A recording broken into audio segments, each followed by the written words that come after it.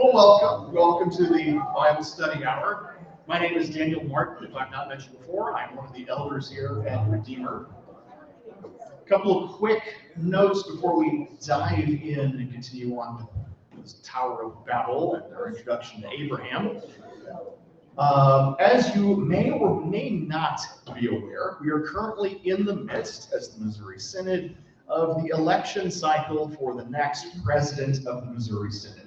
If you're not tracking it, we are for the first time in quite a long time in our third round of voting. The two frontrunners, incumbent President Harrison and his main contender, Reverend Dr. Joel Bierman, they are the leading candidates in this particular race. The last time I checked for the second round of voting, I think 14 votes was all that separated first and second. So it's a tight race. We are continuing on.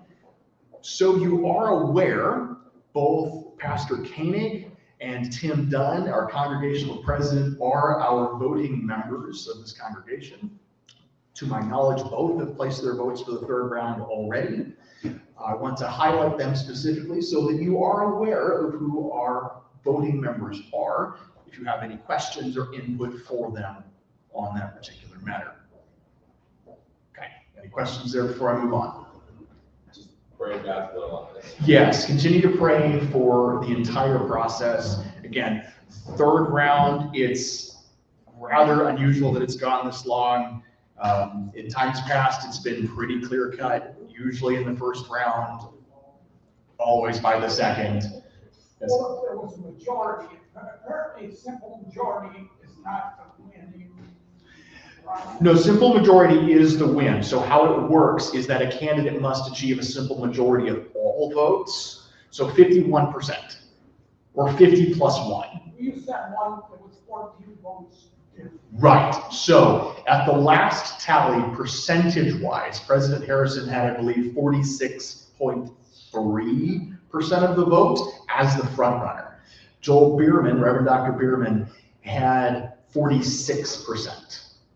So not enough to get over simple majority, but still in the lead. There were other candidates in There are and there were. So the rounds started, I don't know the rest of their names, do forgive me for that. But the first ballot had 5, and how our voting works is if we have to go past the first round, the lowest person, each successive round, the person with the fewest votes is dropped off of the ballot. So now we've started out with 5, the second ballot there were 4, the third ballot there are 3. And the third was a very distant third. So unless something dramatic happens, it's either going to be President Harrison for a final term, or it's going to be Reverend Dr. Bierman. He did say not to vote for him. He did. Yeah. Yes, the third candidate, the third lowest name on the ballot has indeed instructed. I think he's pitched in for. I think he's for Harrison. I think he's for Harrison. Yeah. But either way, he did drop out. Either way, he has effectively withdrawn. His name is still on the ballot. So pray for the process, pray for the Synod as we continue to discern God's will for our next president. Yes? Did I understand it right that they both are pastors of the same church? Oh, I don't, so you're asking if they're both pastors of the same church? Yes, they were.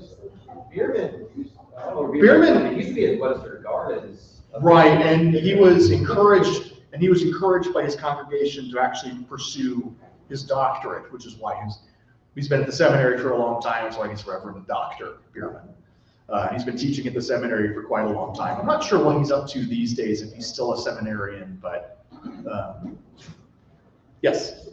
So, right, if it's an incumbent and another person and it's a close race, there must be some issues. What are the issues that Oh, are man. such a close race? Or maybe it's not like. Ooh. Jeez. Yeah, ask the guy who's been a Lutheran for like 2-3 years what the issues are. There are some concerns about the demographic direction of the Missouri Synod. We are kind of an older church body. We lose lose more than we gain and have been on that trajectory for a bit.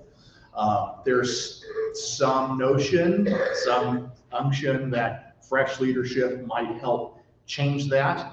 There have also been plenty of questions surrounding pastoral formation. We have a very solid set of seminaries, and that's how we do it. It's not how other bodies do it. And there's been some question about what the future of our pastoral formation looks like.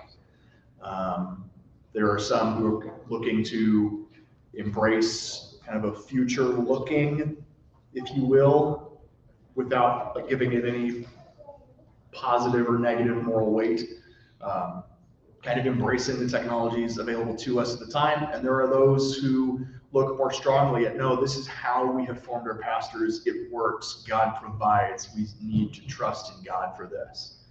So that's two of the main issues is our demographics, that we are continuing to age as a church body, and that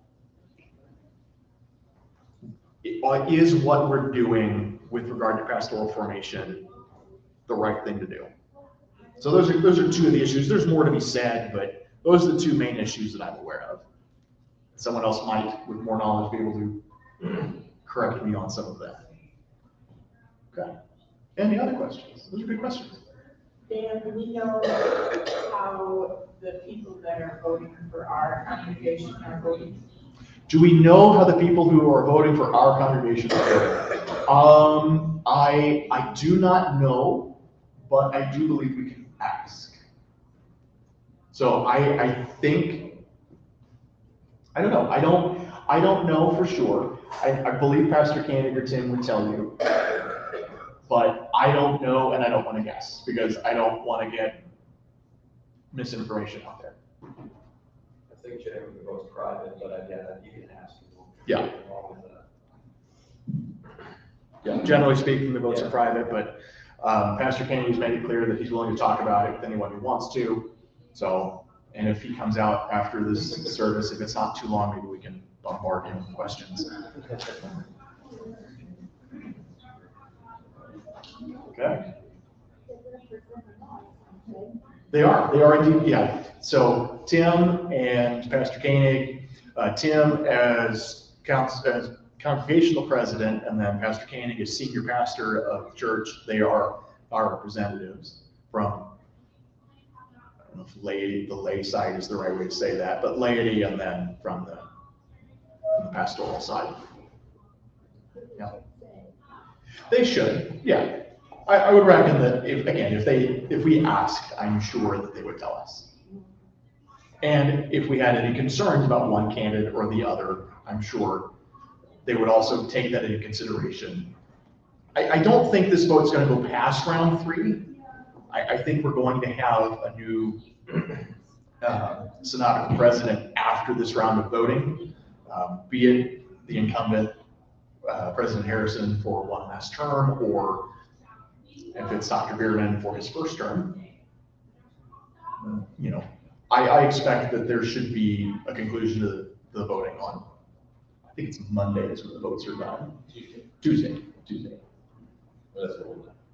Yeah, that's when we'll know. It's also important to note that Harrison is, if he doesn't get elected, this will be his last term. Yeah. So, and they're 3-year terms. So either way, he's either leaving now or in 3 years. Right. So, Right. So, there yeah. will be So a shift eventually. So.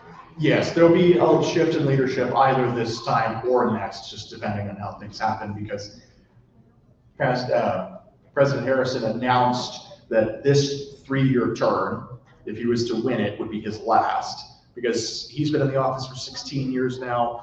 Another term would push it to close to 2 decades, and he's willing to serve one more time and is ready to be done after that.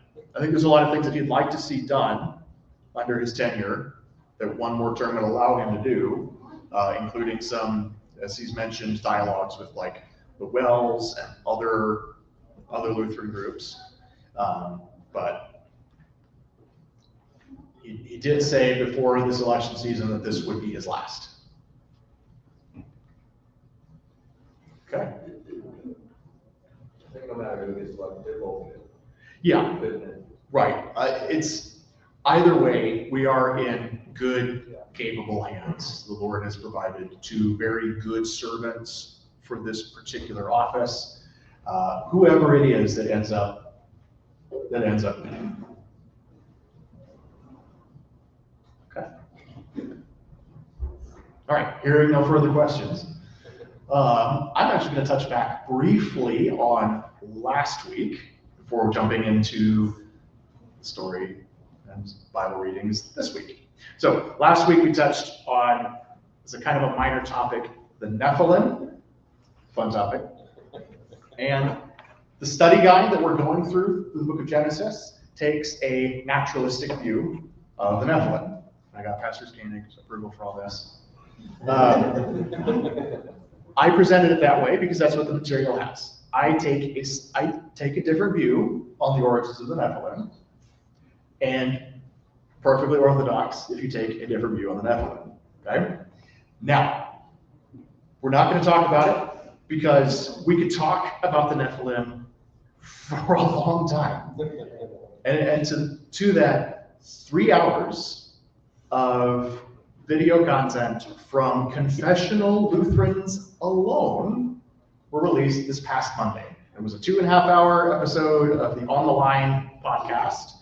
I don't remember the fellow's name that they interviewed, but he was presenting the supernatural view of the Nephilim, and by complete coincidence, because God has a sense of humor, Reverend Dr. Jordan Cooper with the AALC put out a half-hour video explaining a defense for the naturalistic view of the Nephilim.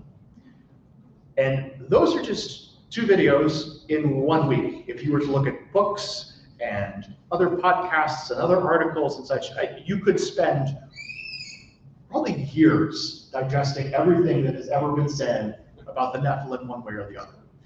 So we're not going to talk more about it. Save 3 devotional points that the Nephilim make that I believe that the author of Moses is trying to get across to us. And then remember, the precursor to the flood. So bad company corrupts good morals. Okay? If you're taking naturalistic view and it's the intermarrying of the line of Seth and the line of Cain, bad company can corrupt good morals.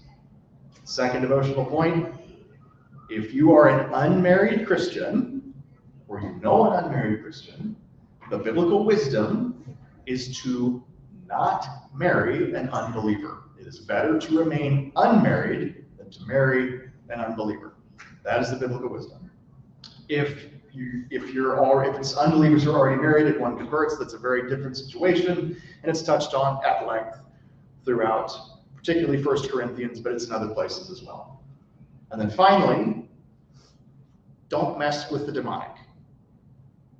We're not, it seems like a kind of a glib thing to say, but we're not materialists. The Christian view is not a materialist worldview. Matter is not all that there is, right? We believe that, particularly as Lutherans, we believe that God joins himself in the waters of baptism to work our salvation. We believe that he joins himself to the elements of bread and wine to work the forgiveness of our sins, right?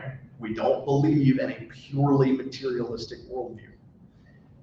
The good exists, evil exists, spiritual evil exists. Don't mess with it. Clear as mud? Okay. So with that, let's carry on with today's actual Bible lesson. But first, a fun little story. When settlers from England and explorers from England arrived in the continent now known as Australia, they noticed a particularly interesting animal, a long-tailed creature with long, thin legs that bounced and hopped as it moved. Confused as to what this animal was, the explorers, they asked the local tribesmen, the Aboriginals, "What on earth is this animal?" To which the Aborigines responded, "Kangaroo." And so we have, in English, the kangaroo.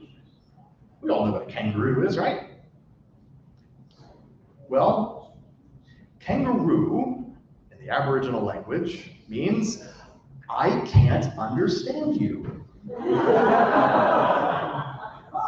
So there is a whole continent of I can't understand yous bouncing around because of one little misunderstanding. There's a very similar story about Celtic rivers, because when the Romans entered Britain, they asked the local Celts, what do you call this river? And I don't remember the word, but everywhere the Romans went, they received the same answer. Because the Celts didn't have specific names for the river, like the Tigris or the Euphrates. They just said, it's a river. And so you'll have, again, I don't know the words. I wish I'd remembered it before I launched into that particular side story. But anyway, we're going to learn today about the Tower of Babel and where this confusion comes from. And I'm going to start us off in Genesis chapter 11. I'm going to read verses 1 through 9. Now the whole earth had one language and few words. And as men migrated from the east, they found a plain in the land of Shinar and settled there. And they said to one another, come, let us make bricks and burn them thoroughly. And they had brick for stone and bitumen for mortar. Then they said, come, let us build ourselves a city and a tower with its top in the heavens, and let us make a name for ourselves, lest we be scattered abroad upon the face of the whole earth. And the Lord came down to see the city and the tower which the sons of men had built. And the Lord said, behold, they are one people, and they have all one language. And this is only the beginning of what they will do. And nothing that they propose to do will now be impossible for them. Come, let us go down and there confuse their language, that they may not understand one another's speech. So the Lord scattered them abroad from there over the face of all the earth, and they left off building the city. Therefore its name was called Babel, because the Lord there confused the language of all the earth. And from there the Lord scattered them abroad over the face of all the earth.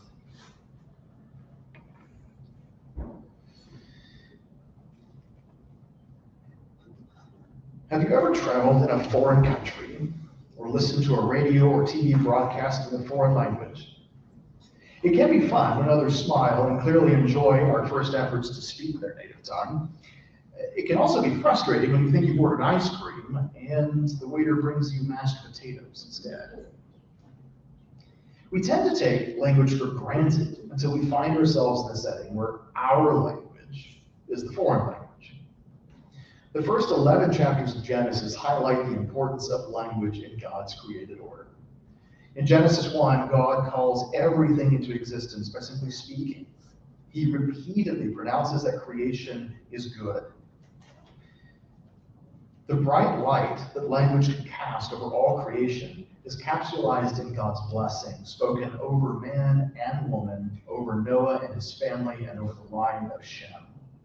We see the dark side of language in the curses on the serpent, the land, Cain, and Canaan. This week, Genesis 11 calls our attention to the crucial place of language in the human family. It particularly points to the tongue as a key indicator of the condition of the heart. A very short step separates Genesis from St. James's admonition in James chapter 3, verse 10. Out of the same mouth come praise and cursing. My brothers, this should not be. How do we use our lips and our language? The answer to this question, whether in ancient Babylon or in a modern metropolis, reveals what lies in our heart. Genesis 11:1 illustrates the harmony that having only one language can bring to the human community. While Noah's descendants had developed their own dialects, a common language still made communication natural and universal. The question that Genesis 11 immediately poses is whether human beings will use this good gift from God as a blessing or turn it into a curse. Genesis 1 through 3 stresses the unity of humanity. A common language helps the people build the cities in the plain of Shinar.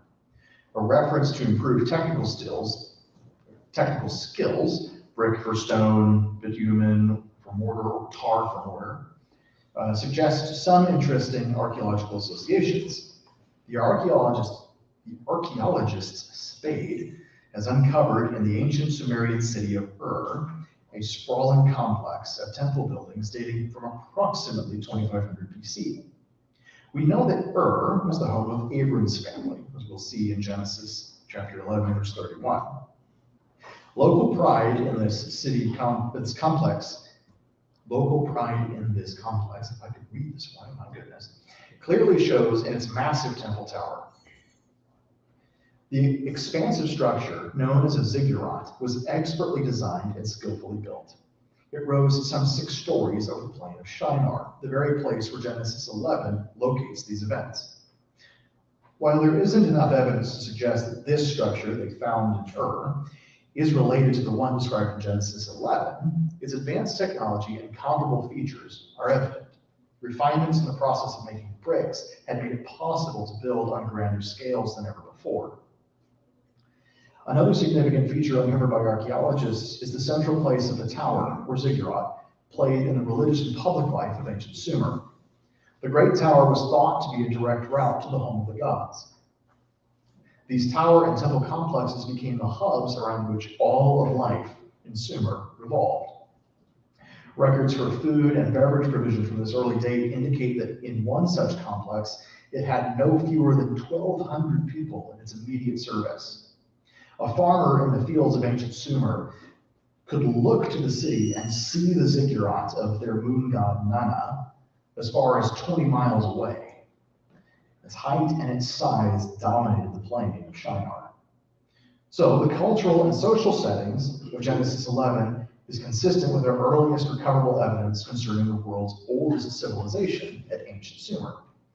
But, of course, Genesis 11 directs our attention away from these ancient achievements to the terrible purpose toward which this technology and common language were directed. The tower was intended as a prideful rebellion against the true God. Pause for a study question. So this tower, this ziggurat, would have been massive. The one found by archaeologists was visible from as far as 20 miles away.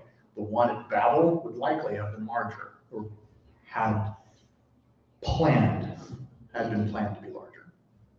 So, a question to think about. Even when something magnificent is purportedly built to God's glory, why do you think it is so easy to direct the honor to people instead of God? I'll say it again. Even when something magnificent is purportedly built to God's glory, why do you think it is so easy to direct the honor to people instead of God? Because people have egos. Because people have egos. Ego needs to be fed, it is a monster. The ego is a monster on the loose that needs to be fed. That's a good answer.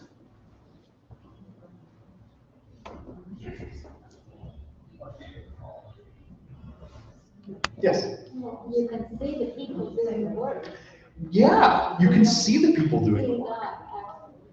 Right, you can see the people doing the work and forget that it's God who works through the people to do the work through the people. Yeah. Yeah, we praise the visible instrument and not the one who directs it all. Yeah. That's a good point.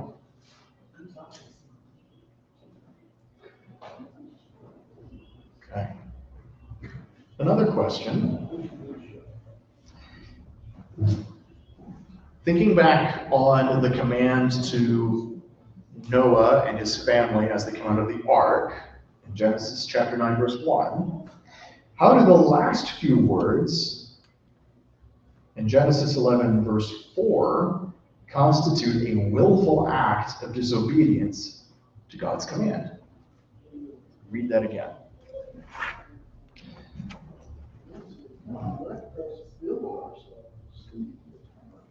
So we may make a name for ourselves. Well, So yeah, that we make a name for ourselves, it's a prideful thing. Come, let us build ourselves a city and a tower with its top in the heavens, and let's make a name for ourselves. Here's the point. Lest we be scattered abroad. The song of the key of me.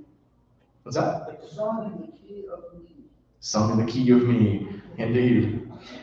I think the point here, though, is lest we be scattered abroad upon the face of the whole earth. Jake, If you don't mind, can I provide some historical, maybe context around this? hit me. Just a little bit. So, at Noah, right? Noah builds an ark, giant flood, right? Kills everyone. Lands in the either on Mount Ararat or in the mountains of Ararat, which is just north of the Tigris and Euphrates, Mesopotamian area. Those people, they come down south, they find the Tigris and Euphrates area, the land of Shinar, which is the land between the rivers. And it's very fertile, right? Natural place to set up shop. So years go by, and you pass down stories orally, right? They orate these stories, and the flood still exists in every culture today. There's a flood story. So surely they had a flood story back then, and they knew of the flood, and they were scared of said flood. And if you're scared that the God who sent that flood before is going to wipe you out again, what are you going to do? You're going to build a tower so dang tall that you are immune to said flood, right? You're going to put yourself out of reach of the hand of God, right? And so these people, out of pride, are building a tower to set them apart from the destruction of God, as if God can only reach you via water. And so they build this tower. And this is not just like Josephus talks on this, if you read the history of Josephus and other things, but I think it's a really interesting context when you put it in that historical corner to understand what these people might have been actually trying to do. It wasn't like, hey, how great, look how great we are, we got brick, let's build, I mean, that is kind of, we do that. But there was a little bit more to it. There's an actual reason that they're trying to escape the hand of God, as if we actually can do that. Yeah, that's a great point. Like because I mean, it specifically says they're trying to build a tower with its top in the heavens, the realm of the divine, because even if they were to try to get us here, well, now we're in their realm, so whatever they do to us, they're going to do to themselves. That's the mentality. That's a great point.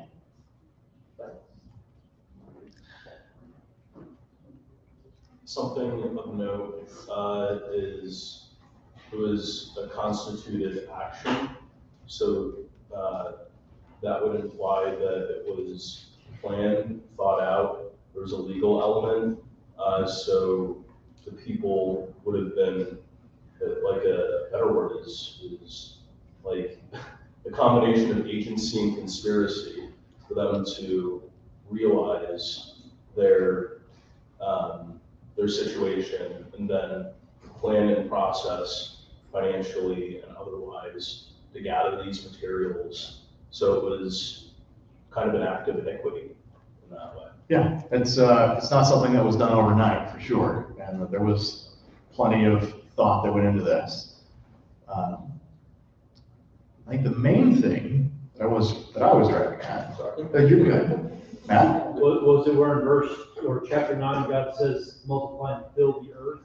That was the point. Yes, is that God has explicitly told the survivors of the flood, fill the earth. And what do the people who built Babylon do? Lest we be scattered. Lest we be scattered. Instead of going out, they cluster together. They're disobeying. Among other things, they are disobeying the command to fill the earth by instead filling the city of Babylon.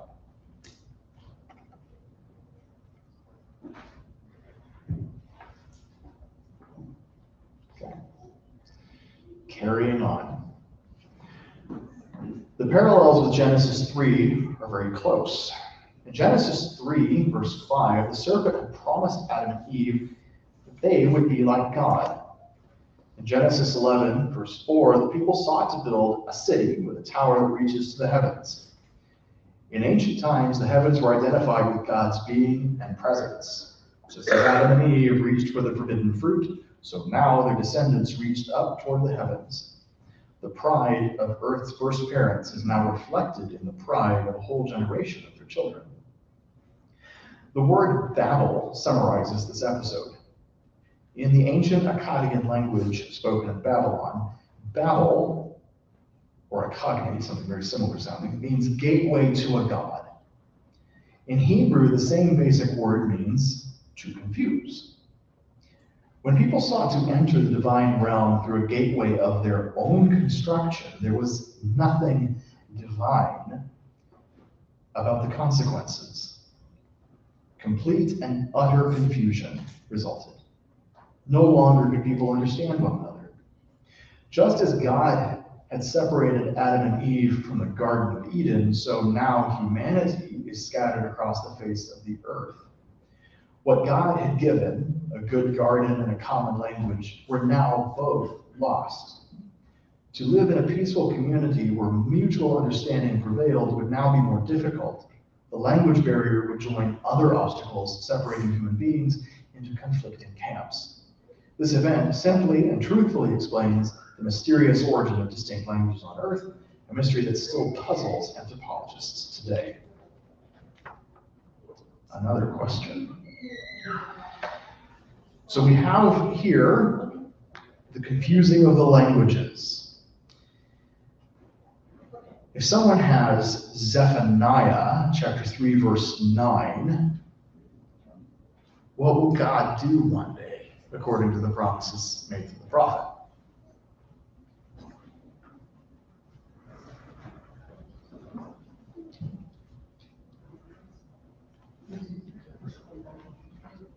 Zephaniah, one of the minor prophets.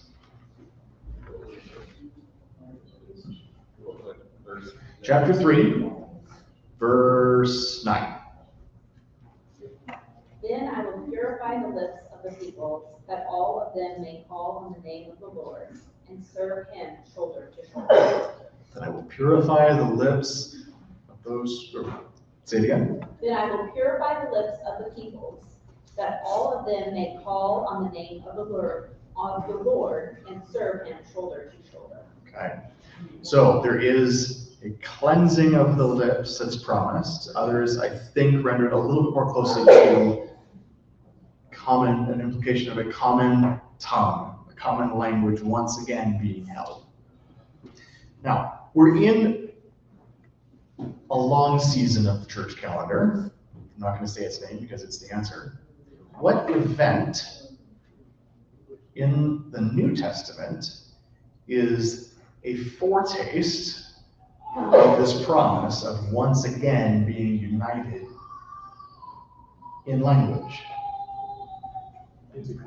Pentecost. That's right. That's right. And that's why on Pentecost Sunday, the Tower of Babel, this story is one of the lectionary readings, because we see in the ancient world the curse, and we see in Acts, the day of Pentecost, the beginning of the undoing of this same curse. Nations spread abroad, separated by geography and language, being brought back together through the power of the Spirit into one body, that is Christ.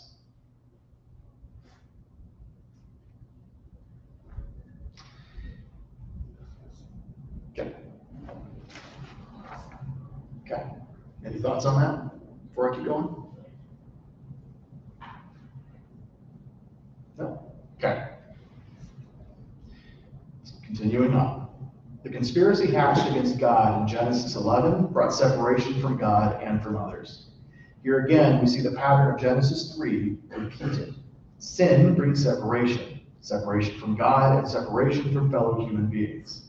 True community and oneness will only be restored in Eve's promised offspring, that seed of the woman whose cross will bridge the chasm that human sin created.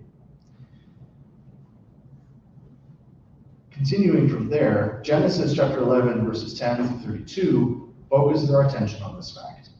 This genealogy points us once again to the lifeline, to the line of Shem, to the messianic line. Only in this line can we hope to experience oneness with God and with one another. Again, the genealogies, so terribly uninteresting to our contemporary minds, actually carry the key message for the biblical authors. This line of Shem stands in sharp contrast with the rest of humanity. Here we read of how God's good hand guided Shem's line toward a marvelous moment. The generations in this genealogy lead us to Abram and his wife, Sarai. They are located at first at Ur, and then they move to Haran. Terah and his son Abram lived originally in Ur. Ur was a wealthy city of roughly 250,000 people, advanced in the arts and sciences. Their 2- or 3-story houses were beautiful and built around beautiful courtyards. But as we learn in Joshua 24, Ur and Haran were centers for worship of false gods. What command did Abram receive when he lived in Ur? And the answer to that is Acts chapter 7, verses 2 and 3. What command did Abram receive?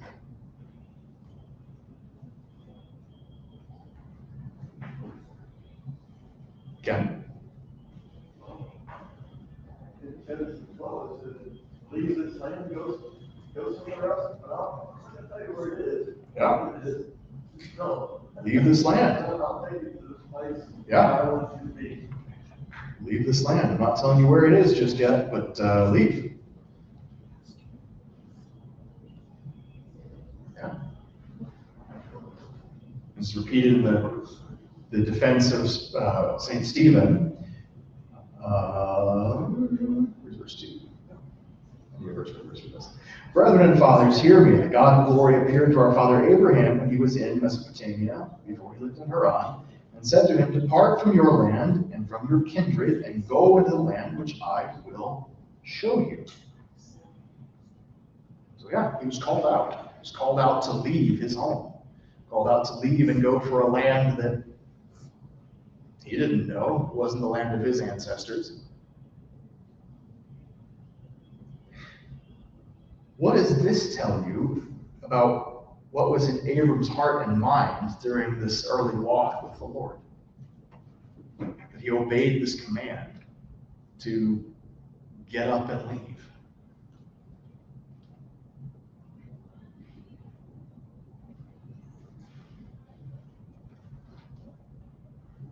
Abraham was a man of faith. Abraham was a man of faith. And I assume that's why God so favored him, because he was a man of faith. He was an unbeliever, I don't think he'd call him. Like Jesus called the 12 disciples. Would he have called any of those 12 if they had no faith? That's a good point. Did they have faith when they were called? When God told them? Or did they not have faith? I think they had faith. They certainly had faith to respond, yeah. I think they had faith in God, basically. Yeah, the God of Shem. I think Abraham was a man of faith. Yeah, they had faith, or Abram had faith, and so he obeyed when he was called. Hebrews 11. Yep. His wife Abraham was called, obeyed by going out to the place which he was to receive for an inheritance, and he went out not knowing where he was going. Yep. He went out in faith, not even knowing where he was going. Yep. He responded with faith. How many of us would do that? There is a question about that, but I'm very glad Pastor Kenny's not in the room for it. Well, one thing, when he got there, God said, this is the place. Yeah, God let him know. When he gets to the land of Canaan, God tells him, this is the land that I'm giving to you. But he didn't keep on wandering around, God did give him some direction. Yes, God gave him some direction, and he looked a little bit more nomadic, Abram did, but yeah, he did settle his tents eventually in the land of Canaan.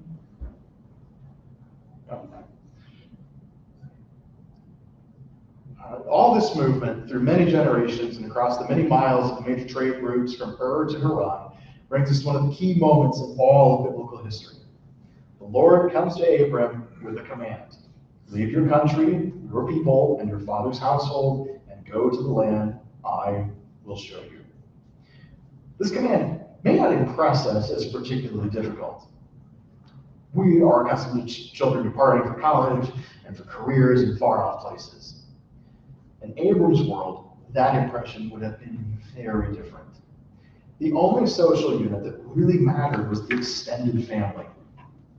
Almost without exception, a person's whole life was lived with their cousins, uncles, parents, and grandparents.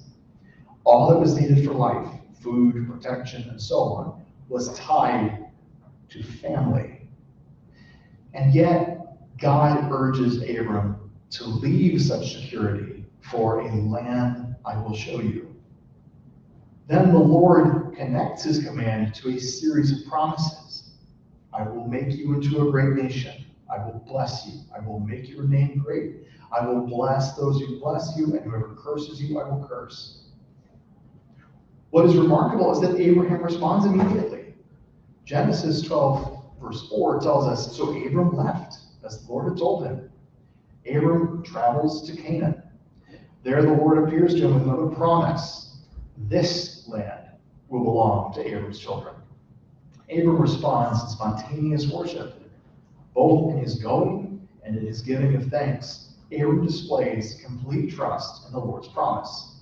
A trust worked by God's Spirit through the word of promise God had given. From an objective point of view, there were serious reasons for Abram to have doubted. These promises appear so very grandiose. The Canaanites were, after all, well established in the land. They had fortified cities and standing armies. They had seen nomadic figures like Abram come and go. Yet, God had promised, Abram believed, and Abram acted on that belief. So question 10. Some scholars believe that Abram was born around 2166 BC, and Genesis 12:4 tells us that Abram was 75 years old when he left Haran, the wealthiest city of the day. What kinds of things might Abram have had to give up by heeding God's call to relocate?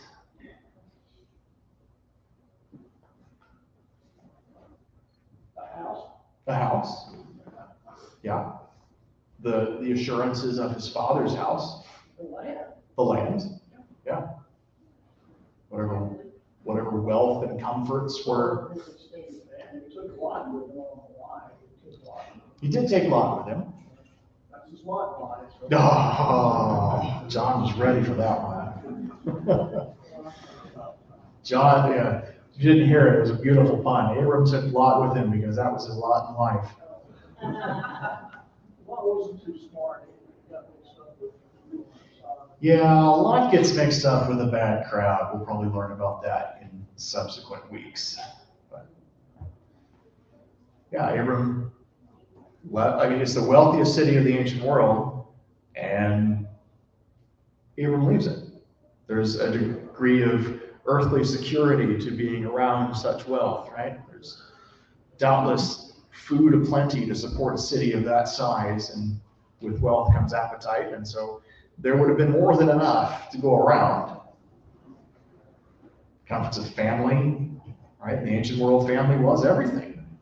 Like we in the West are really only maybe a few generations removed from intergenerational homes, but back in those days, I mean, that was, your family was your life. Your brothers, your father, your grandfather, like that was, you all traveled together. That was your house. That was your security in the world. And God called Abram to leave all of it. And Abram did. And so with that in mind, the question, I'm actually rather glad Pastor Koenig's not in here for. Actually, Pastor Peckman either, because he would hand some of Canterbury me out of here. If you knew for certain that God was calling you into an entirely different area of service for him, how important would your age, material possessions, extended family, house, that other factors be deciding if you accept God's call. Let me take a couple minutes to talk about that one.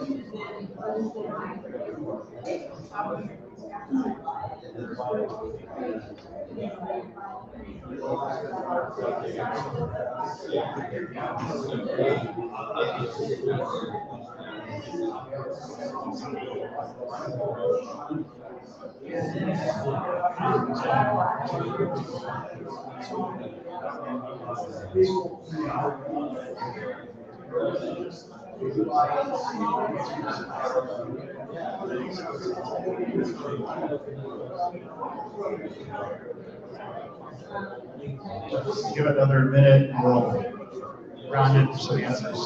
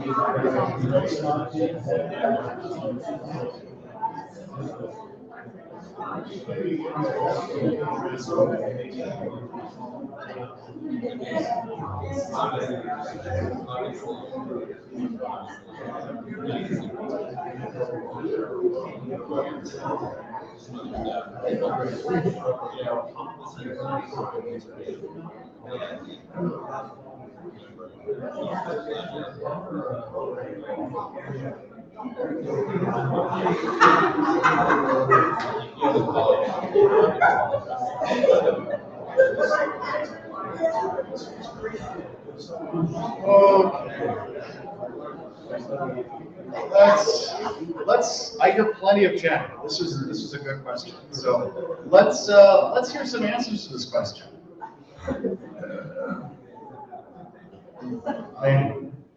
Ben? Well, first of all, if you're asking us now, if it happened now, how do I know for sure that it's really God talking to me? Yeah. Okay? And then,